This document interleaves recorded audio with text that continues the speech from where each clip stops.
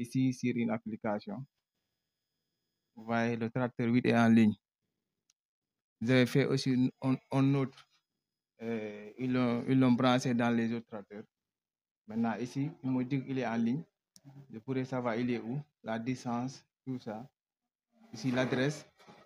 Ici, on me dit qu'il est à Soutouré. Les détails, je peux tout savoir. Maintenant, si on l'installe dans un tracteur, exemple, si le tracteur commence à travailler, on pourra savoir la vitesse, tout ça, le tracteur est où. Maintenant, si le tracteur est éteint, on ne pourra pas voir, exemple, il ne sera pas en ligne. Dès que le tracteur est allumé, on le saura, il est en ligne. Maintenant, ici, voici les différentes activités. Parce que je l'avais, je me déplaçais. Maintenant, voici les différentes activités qu'il a fait. C'est que tes mouvements, quoi. Oui, c'est mes mouvements qui est en train de tracer comme ça. Et ça sert à tracer. À tracer quoi? Par exemple, si vous l'installez dans une moto, dans une machine, quel que soit, on peut tracer, exemple, sur la machine, est-ce qu'elle travaille ou ça. Un traceur, quoi. Un traceur, oui. Maintenant, c'est un traceur, mais aussi il a une autre fonction. Ça veut dire, exemple, ici, dans le cadre de la soudure, si la machine a commencé à travailler, maintenant vous allez voir des différentes activités, des mouvements au niveau de l'application. C'est sur le portable? Oui, sur le portable, même sur la machine. Là, il y a une machine qui est en marche? Oui, oui. Ici, pour l'instant, il est là. Okay. Tout à l'heure, il y avait des Canadiens, ils sont partis. Okay. Maintenant, eux, ils sont partis. Deux exemples. Il y aura un tracteur qui est allumé. Si vous voyez ici, le tracteur 7 était en ligne. C'était à 5 heures de temps. Maintenant, regardez ici. Ils ont quitté ici, ils ont parti jusqu'à Tamba, après ils ont parti à Kédougou. Voici le trajet. Ça m'affiche. En ce moment, ils sont ici. Ils sont arrêtés. La cause pour le Népal. C'est ici qu'ils ont quitté. Vous voyez le trajet. Regardez. Ça, c'est tout le trajet qu'ils ont effectué. Et ça, ils sont actuellement à Kédougou. Oui, oui. De Kédougou jusqu'à là? Oui, oui. Même si. Le rayon est grand alors. Oui, oui, le rayon est grand. Même il faut partir en Europe, tout ça. On peut le tracer. En tout cas, une fois installé, n'importe quel, là où ils sont, vous pouvez les tracer. Oui, oui. Dès que exemple, le moteur est allumé, il allume exemple le véhicule. Dès qu'il est allumé, parce qu'on a mis en contact avec le courant. Vous voyez, j'ai branché ça là-bas dans une prise. Dès que exemple, le chauffeur allume la voiture, ça s'allume automatiquement. Ça va commencer à faire des recherches. Après, ça envoie des données. Il recevoir après, il envoie. Ici, d'abord, il faut savoir, ce sont les Canadiens qui nous ont formés. Et on était ici ensemble. D'abord, on était partis au Canada. Ils ont formé pendant 2 semaines. Après, nous sommes revenus avec eux. Ils ont donné beaucoup de compétences. Ils ont donné des matériels, mais ça n'empêche que ça manque. Peut-être c'est la grille d'augmenter parce que eux, ils ont, exemple, on doit confectionner que 10 tracteurs maintenant qui vont, maintenant c'est la grille qui va acheter. Nous allons confectionner et nous allons faire marcher parce que même il y a ça, il y a une application après, à chaque instant qu'il faut mise à jour et autres. Ouais. Vraiment, féliciter et encourager. Vraiment, nous sommes très contents et ça enrichit notre visite même. Vraiment, merci beaucoup. Okay. Moi, c'est Salou Bari, informaticien à la Sodegué. Est-ce que vous avez quelque chose à dire? Bon, ne serait-ce que l'encourager, hein, et ça fait plaisir. Peut-être que c'est un domaine où on aurait dû payer peut-être plus cher en recrutant quelqu'un qui nous vient de l'étranger, ou bien même ce dont il est en train de fabriquer. Peut-être que si on devait l'acheter, ça aurait dû coûter plus cher. Mais ça, c'est déjà un plus que lui qui est déjà là puisse faire le travail. Et c'est sûr que lui aussi, il pourra former d'autres. Et ce système de traçage de la mobilité des tracteurs, ça, c'est vraiment un moyen de contrôle très efficace. Et au Sénégal, c'est ce qui nous manquait souvent. C'est le contrôle. Et moi, j'y crois beaucoup, beaucoup au contrôle pour l'amélioration des résultats. Et je tiens à le remercier et à l'encourager. Maintenant, en tant que PCA, je pense que je lui prêterai une oreille attentive parce qu'il mérite d'être accompagné. Merci. Le secteur G, dont l'AFD a réhabilité. Maintenant, le secteur 3, le secteur 4, ça c'est avec Kofia, ça c'est avec Koika aussi, c'est les Coréens. Maintenant, les études d'impact environnemental sont faites pour ce secteur-là, c'est déjà fait le secteur 3. Maintenant, ici, les études avant-projet sommaires sont faites pour le secteur 1 et le secteur 2, qui doivent être réhabilités dans la deuxième phase du projet Tiers Sud. Donc, pour le secteur 5, les tractations sont en cours, c'est avec la Banque africaine de développement. Mais là, d'abord, c'est des esquisses, rien n'est clair. Mais pour ces deux-là, à la fin de l'hivernage, les travaux vont démarrer. Ouais, tout est en train. Donc, présentement, quelles sont les parties cultivables pour cette année? Pour l'hivernage, tous les secteurs vont être touchés, mais pas à 100%. Parce qu'il y a des parties qui sont boisées. Voilà, il y a des parties qui sont boisées, il y a des parties qui sont inondées. Bon, là, ça ne va pas être utilisé pour cette campagne-là. On ne va pas avoir les 5000 hectares. C'est pour cela qu'il a dit 4000 combien? 4300. Maintenant, l'objectif, c'est d'avoir les 5000 hectares réhabilités entièrement, où on pourra cultiver en hivernage 100%, en contre-saison au minimum 60%. Voilà. Là, nous pourrons dire que ici c'est déjà fait. Les deux là c'est acquis, les deux là c'est en cours et l'autre est en perspective. Oui. Donc, je pense qu'il faudra discuter maintenant avec les partenaires pour accélérer pour le secteur 5.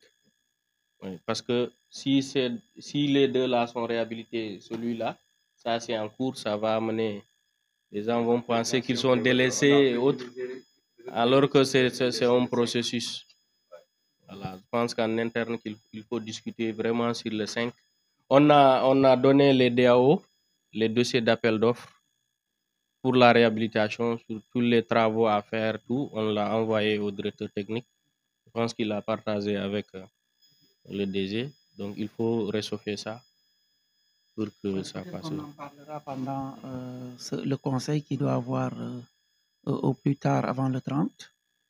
Certainement, ils nous soumettront ces doléances en étude ou en validation, Inch'Allah.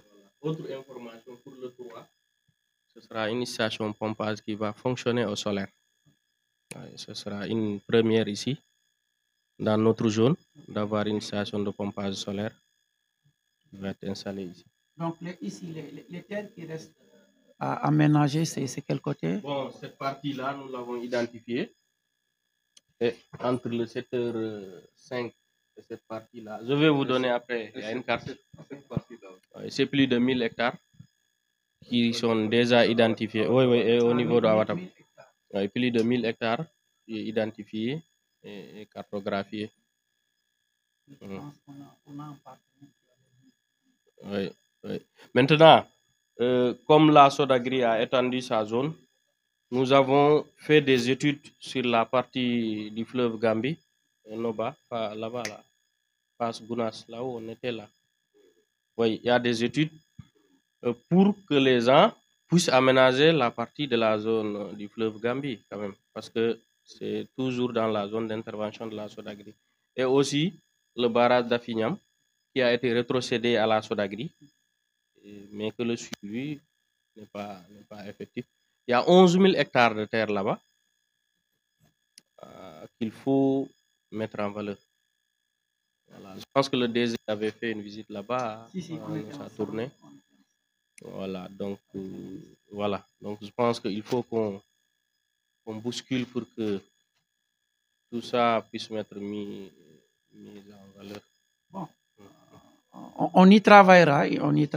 Maintenant, c'est comme je le disais tantôt, il faut qu'on se donne cette année vraiment l'occasion de faire un grand pas pour donner non seulement l'espoir aux producteurs, mais donner espoir également à l'État pour qu'il continue à nous faire confiance.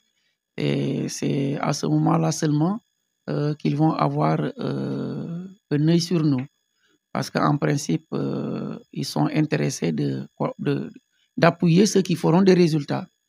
Et ça, qu'on ne manque pas cette occasion avec cette nouvelle équipe qui a vraiment envie, comme vous, d'être parmi les meilleurs dans le cadre de la production des céréales. Ça fait 2 mois qu'on a fait la 3 mois. Mais on va avoir ça les 3 autres. Voilà, parce que Ça, c'est des drones pour les renseignements. Oui, c'est pour les renseignements. Maintenant, les drones pour les traitements, on n'en a pas encore. Non, là, ça coûte très cher. Ah non, mais pourquoi vous dites que ça coûte? Mais si Ça dépend, ça va beaucoup nous aider même plus. Oui, c'est là où je disais, la Sodagri doit avoir des projets lui permettant d'avoir ses propres ressources financières. C'est ça seulement qui nous rendra autonomes et être performants. Parce que même ces salaires dont les gens décrivent là, mais quand on aura notre propre argent, on aura décidé de combien payer qui que ce soit. Papa nous dicter la loi, mais aujourd'hui, comme sont eux qui nous donnent, ils sont obligés de nous indiquer là où il faut regarder. Ça, c'est pour collecter les données ZPS. Là, c'est très puissant. Ça peut coûter quand même 2 millions comme ça. Ouais. Là. Ça, si tu veux faire un lotissement, Ouais, tu aurais fait pendant des mois, mais en une semaine, tu termines. Avec des précisions millimétriques. Ouais, moins de, je pense, 3 mm. L'erreur, ça ne dépasse pas ça. Si ça dépasse ça, donc il y a erreur. Donc, il faut prendre le traitement ou bien l'installation. Ouais, c'est très puissant. On a placé environ 10 points de référence dans les différents endroits dans la zone, au niveau des différentes communes et autour des parcelles, pour au moins donc, faciliter la collecte. C'est avec ça aussi, donc on connecte le drone pour qu'au moins qu'il y ait la précision en prenant des images. Oui, pour qu'au moins donc, en créant des parcelles, on ne sera pas loin de la réalité. Oui. Oui, bon, c'est moi qui coordonne l'équipe. C'est moi qui coordonne l'équipe, mais l'équipe est là. On a le responsable des drones qui est Omar Baldé, le responsable de la base de données qui est M. Sane, Boubacar Sane, et le responsable des GNSS qui est Ahmad Bator Baldé, et l'informaticien Salou Barika qui est chargé de gérer le matériel informatique. Donc moi, je coordonne l'équipe sur le terrain. Et c'est Sana Sane qui est le point focal. Mais et il faut y croire. Inch'Allah. On ne peut pas avoir ceci. C'est un peu limiter sa propre réflexion. Parce que voilà, il faut être très ambitieux. Voilà, il faut être très ambitieux. Parce que l'agriculture, là, c'est la clé du développement. Et ça règle souvent les problèmes de conflit. Si tout le monde mange à sa faim, il n'y aura pas beaucoup de conflits.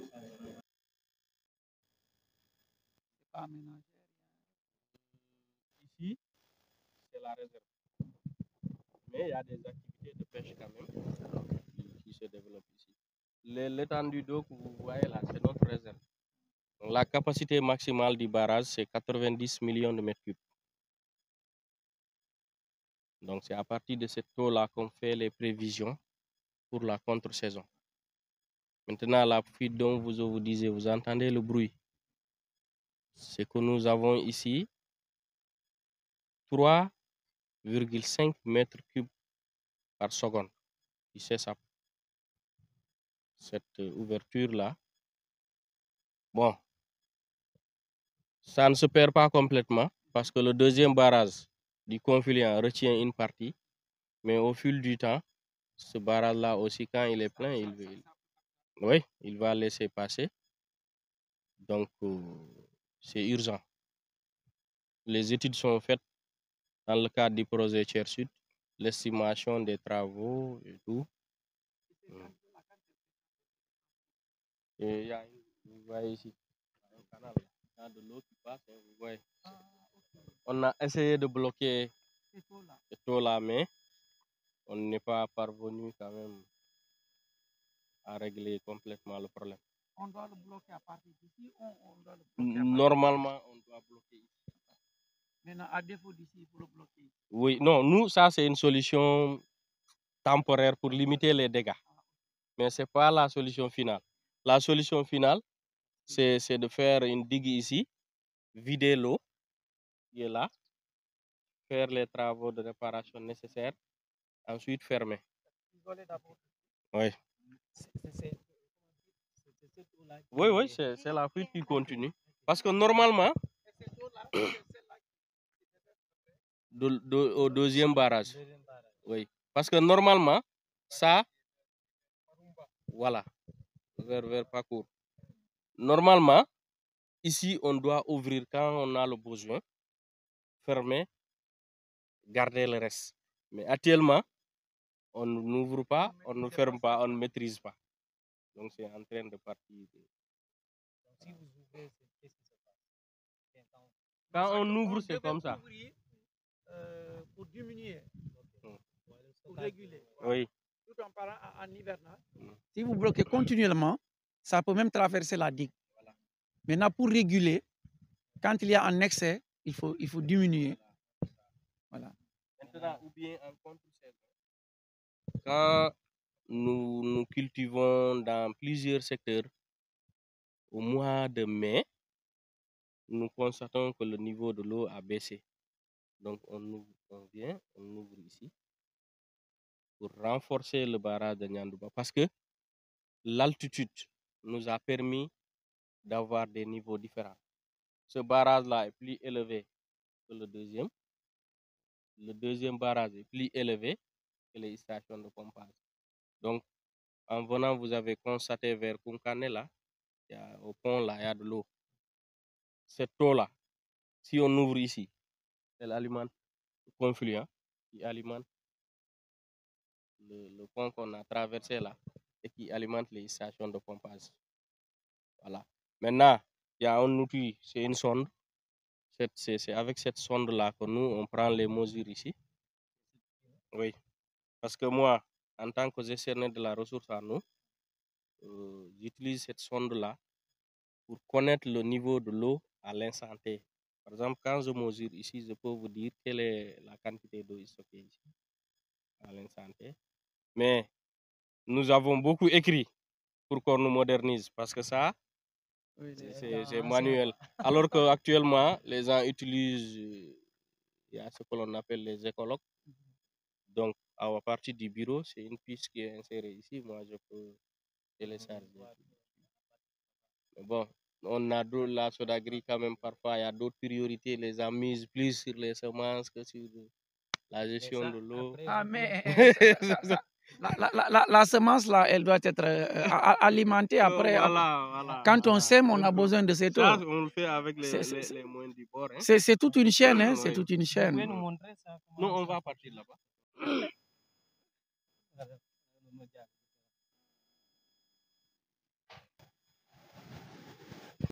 Salaamaaleykum wa rahmatullahi wa barakatuh, mbokk internet yi Yakaro TV. Aujourd'hui nous sommes à Anambé, base bi nga xam ne mooy base Sodagri. Nous sommes venus accompagner le PCA Famara Mané ñi nga xam ne kenn léegi dootu ko présenter ñoom ñoo nekk suñu ginnaaw fii nii. Il est venu pour une visite, si tu vois, des travaux qui ont été menés ici. Et puis aussi, les des manquements, nous sommes sur le terrain pour voir ce qui ne va pas et ce qu'il y a lieu de faire. Nous sommes ici, nous sommes ci barrage bi ñu nekk mooy barrage Nyandouba. Voilà. Fii nag bi ñuy ñëw agent mi am na lu ñu détecté fii ñu ne ci barrage bii nga xam ne foofu lañ taxaw nii dafa am fuite. Donc, vous pouvez nous expliquer ce que vous êtes en train de faire? Voilà, je suis en train de prendre le niveau de l'eau. Vous avez entendu le bruit. Quand la sonde touche l'eau, il y a un bruit sonore. Voilà, maintenant, je vais mesurer le niveau de l'eau à la date du 10 juin. Voilà, donc ici, vous avez vu, c'est marqué 52. Donc, nous allons voir. Donc, c'est à mettre, hein? Donc vous avez 4 mètres 52. Voilà. Maintenant, qu'est-ce que je vais faire? Je connais le niveau de l'eau. Je connais le niveau de l'eau. Maintenant, à partir de cette donnée-là, moi, à travers mes calculs, je peux connaître la quantité en mètres cubes. Parce que la quantité maximale, ici, c'est 90 millions de mètres cubes. Ça correspond à 33,73 mètres IGN. IGN, c'est par rapport au niveau de la mer. Maintenant, quelle est la mesure qu'on a prise ici? 4,52. Donc, je vais prendre la mesure maximale, qui est 33,73, moins le niveau de l'eau, moins le niveau de la sonde. Donc, 4,52. Je suis à 29,21. Actuellement, le niveau normal de l'eau, c'est 29,21 mètres IGN. Tout en sachant que le niveau maximal, il ne varie pas. Il est de 33,73 mètres. Donc, chaque fois, moi, quand je prends le niveau de la sonde, je défalque le niveau maximal pour avoir le niveau réel. Ça, c'est des mesures exactes. On peut l'avoir avec des appareils. Mais comme on n'a pas l'appareil, on a ça. C'est qu'avec maintenant, quand je pars au bureau, j'ai des courbes. Il y a une courbe hauteur, volume. Donc la hauteur 29, 21 va correspondre à un volume. Maintenant, je sais que la hauteur 33,73 correspond à 90 millions de mètres cubes. À partir de là, je vais faire une projection. Donc 29, 21, je suis environ à 79 millions de mètres cubes. Parce que je connais, quand même, j'ai pratiqué ça plusieurs années. Je sais maintenant à peu près chaque mesure va correspondre à quel... Ah, voilà. Donc, on est à la date du 11 juin. Je suis à 29, 21. Maintenant, le barrage a des côtes critiques. C'est-à-dire, quand on atteint cette côte critique-là, on n'a plus la ressource nécessaire pour aller en contre-saison. Moi, je vais faire mon petit rapport pour dire qu'on est, par exemple, actuellement, on est au mois de juin. Donc, avoir 79 millions de mètres cubes, c'est bon. Parce que, au fil du temps, le niveau va augmenter. Tout en sachant que le minimum critique pour ce barrage-là, c'est vers 21 mètres IGN. Donc, quand on défalque ici, donc vous avez une lame de plus de 9. Donc là, moi, je vais conseiller au directeur technique que nous avons les ressources en eau qui va nous permettre, par exemple, en hivernage, quand il y a des pauses pluviométriques, je fais mon petit calcul pour lui dire que les réserves de Nyandouba vont nous permettre de faire des irrigations d'appoint. Parce que c'est ça l'avantage d'être sur un périmètre aménagé. C'est même en cas de pause pluviométrique, on peut ouvrir les vannes, permettre quand même à l'eau d'entrer dans les parcelles en attendant que la pluie revient. Donc maintenant en hivernage, je fais cette mesure-là 2 fois par semaine parce qu'il pleut, ça varie vite. En saison sèche, je fais 1 fois par semaine au niveau des 2 barrages. Donc ce qui me permet de maîtriser plus ou moins les quantités disponibles, les différents usages. Maintenant, il y a des éleveurs, il y a des maraîchers, il y a ceux qui font la banane, sale banane. Moi, je suis tout ça, tous ces différents usagers, pour que je puisse alerter. Je dis, d'été, cette année, la banane, c'est 400 hectares, le maraîchage. Donc, il faut qu'on se limite à ça, ou bien il faut qu'on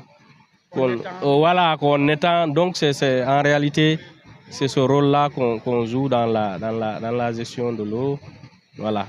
Maintenant, Bon, on comprend qu'il y a des difficultés financières autres, mais je pense que maintenant, on doit être à un autre niveau quand même pour s'équiper de matériel beaucoup plus sophistiqué que ça, pour pouvoir assurer le suivi de façon plus correcte. Mais ici, qu'est-ce que vous demandez? Qu'est-ce que dont vous avez besoin? Parce que c'est pas pour rien que vous nous avez amené, vous nous avez fait déplacer ici. Ici, le plus urgent, c'est de réparer cette fuite-là. Okay. Parce que si elle continue, elle s'aggrave d'année en année. Donc, comme j'ai dit, le barrage, c'est une réserve. Si ta réserve se vide chaque jour, à un certain moment, tu n'auras plus de réserve. C'est ça, parce que si tu ne modifies pas Voilà. ta réserve, tu es en danger. Voilà, tu es en danger. Donc, le DG, je pense qu'il a été ici. Le DG sortant, il a été ici. Tout le monde est conscient de ce problème-là. Et ça revient dans tous les rapports. Maintenant, à l'heure où les envois étendent les emblavures, et aussi avec les variabilités climatiques, on ne maîtrise plus la pluie. C'est ces ouvrages-là qui vont nous permettre d'attirer l'autosuffisance escomptée. Donc, je pense qu'il faut bien les gérer. Ça, c'est le plus urgent.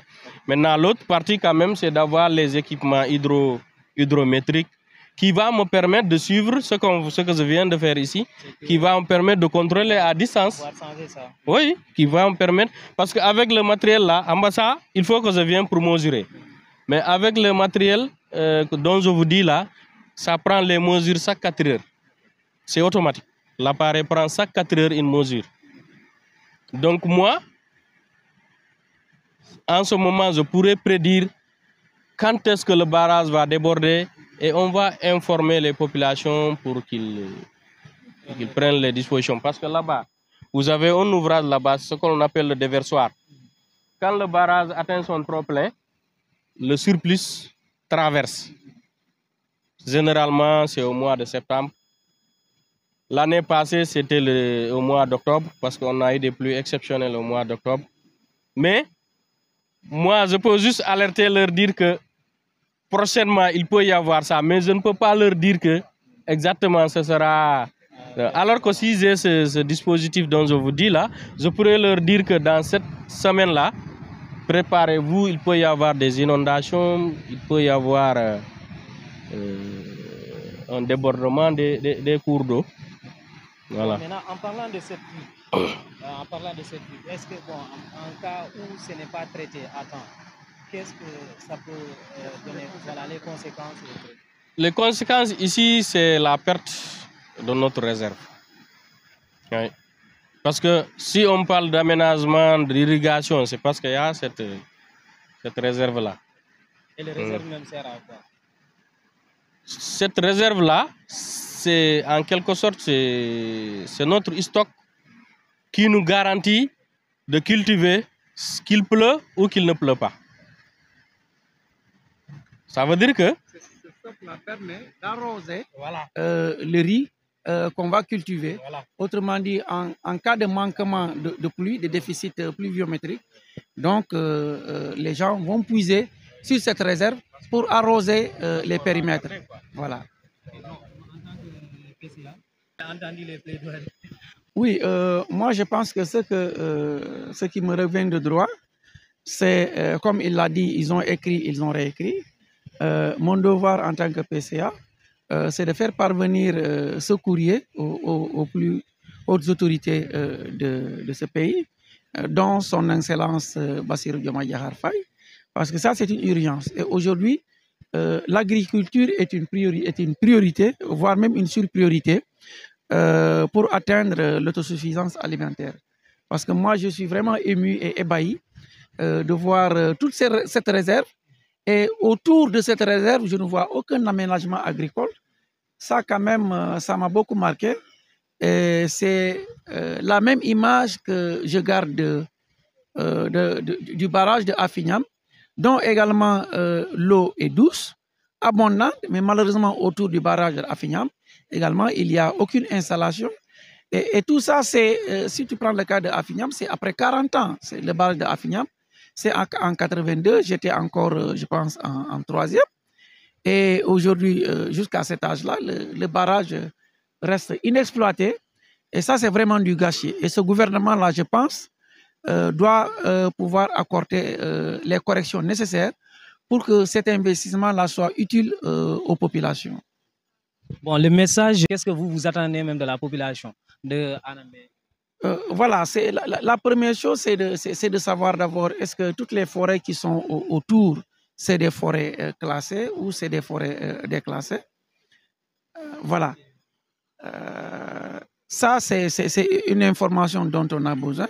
Parce qu'avant d'inviter les populations à exploiter, il faut s'assurer d'abord que ces questions environnementales doivent être déjà au préalable réglées. Maintenant, après ça, c'est vrai que les populations, même s'ils ont envie de faire quelque chose, c'est à l'État d'aménager et permettre aux populations de pouvoir exploiter. Mais en tout cas, moi, je pense que la question de l'emploi, à travers ce que je vois comme espace et comme eau, sont presque déjà, peuvent être déjà réglés au niveau, à partir de ce barrage, et voire même le barrage de Afignam. Même en plus de cette question de l'emploi, moi je dis l'autosuffisance alimentaire, déjà, sur toute l'étendue de la Casamance et même au-delà de la Casamance, peut être réglée à travers ces deux barrages-là, le barrage de Nyandouba, le barrage de Afignam, et le troisième barrage, c'est comment encore? Le confluent. Parce que c'est ce qui manque à d'autres pays, c'est les terres et l'eau. Donc si aujourd'hui, les questions de terre et les questions de l'eau sont réglées, et les ressources humaines également sont disponibles, moi je ne vois pas pourquoi on ne doit pas pouvoir se développer et en assurant l'autosuffisance alimentaire à travers une culture saisonnière et également une culture contre-saison et pluvieuse. Moi, je pense que les conditions sont réunies. C'est une question de volonté et d'engagement de la part de tous les acteurs, que ce soit les ressources humaines, que ce soit l'État, mais également les partenaires économiques qui aussi doivent nous accompagner vraiment. S'ils veulent aider le Sénégal, ils doivent nous accompagner dans ce sens-là. C'est pourquoi moi je dis souvent, les bailleurs de fonds aiment nous accompagner sur des questions qu'ils trouvent urgentes, alors que nous avons nos propres urgences, qu'ils nous accompagnent dans le développement. C'est ça qui nous intéresse beaucoup davantage. Ça permet de régler les questions d'emploi, les questions d'autosuffisance alimentaire, mais également les questions environnementales. Parce que de l'eau comme ça, les questions alimentaires, non seulement en plus des cultures, mais également comment on l'appelle encore, l'élevage du poisson, la pisciculture également. Et c'est dire que vraiment, la question alimentaire est réglée en général. Si les céréales sont là en abondance, la pisciculture est là en abondance, moi je pense que le problème du Sénégal sera à moitié réglé. Merci. Vraiment, merci beaucoup, PCA. Bon, avant de partir, j'ai un autre moment qui est là. C'est un peu votre domaine, puisque vous aussi, voilà, vous êtes dans le maraîchage. Bon, aujourd'hui, nous sommes là. Vous avez vu, vous avez entendu tout ce qui a été dit ici. Et je crois bien, c'est un peu votre domaine, comme je viens de le dire. Et vos impressions, parce que vous avez accompagné le PCA en visite de site. Bon, vos impressions par rapport. Voilà, merci beaucoup. Nous avons accompagné, je m'appelle Kadijatou Baldé, responsable PASTEF Kolda. Aujourd'hui, nous sommes là avec l'équipe de la Sodagri et le PCA lui-même que nous avons accompagné ici pour une visite de travail. Voilà, nous sommes ici au barrage de Nyandouba. Voilà, que vraiment c'est ma première fois de visiter. Et je suis émue et impressionnée de voir autant d'eau qu'on a stocké, vraiment comme sous forme de réserve pour la production. Donc ça, c'est une chose très importante et c'est un atout pour Kolda et pour la Casamance en général. Donc, c'est quelque chose qui peut apporter un plus aux producteurs, étant donné que quelquefois, l'hivernage, nous rencontrons des difficultés. Et avec cette réserve-là, vraiment, on pourra satisfaire les producteurs qui sont dans cette zone-là. Et ça peut renforcer la production, aussi bien dans les grandes cultures et dans le maraîchage. Voilà, avec la production maraîchère, surtout, on a besoin de beaucoup d'eau aussi. Et avec cette réserve-là, je sais que ça renforce cette production-là dans cette zone-là. Donc, c'est à saluer et à renforcer. Et aussi, comme l'ont signalé les techniciens, avec cette fuite d'eau qu'il y a, c'est de chercher des voies et moyens, vraiment avec la Sodagri et l'État plus particulièrement, de trouver des solutions pour réparer ces fuites d'eau qui peuvent à la longue gâter beaucoup de choses ou bien diminuer cette réserve. Donc, il faut tout faire pour, je sais qu'avec PCA, dès qu'il pourra faire le plaidoyer au niveau de la plus haute autorité pour vraiment nous régler ce problème. Parce que ça renforcera ce qui se fait dans la zone en termes d'agriculture et de maraîchage. Donc, vraiment, c'est à saluer. Nous sommes très contents et très satisfaits de voir tout ça là. Oui, vraiment. Merci. Merci beaucoup. Merci, Madame Coulibaly.